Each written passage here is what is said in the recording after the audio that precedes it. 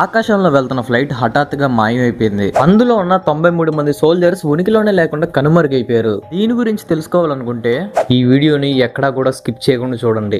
అది 1962 US military soldiers వాళ్ళ flight లో ప్రయాణం స్టార్ట్ చేశారు. ఆ రోజు వాళ్ళకి కూడా తెలిసి ఉండదు, వాళ్ళు వెతుక్కుంటూ వెళ్తుంది గమ్యాన్ని కాదు, తమ మృత్యువునని. ఆ టైంలో వెదర్ కూడా క్లియర్ గా ఉంది, ఎండలాగే ఆ ఫ్లైట్ తోలుతున్న పైలట్ కూడా ఎంతో ఎక్స్పీరియన్స్డ్. అంతా బానే ఉందనుకునే సమయంలో ఆ ఫ్లైట్ నుంచి ఎంతో విచిత్రంగా ఒక మెసేజ్ అయితే వచ్చింది. ఏమనంటే అంతా సవ్యంగానే జరుగుతుంది.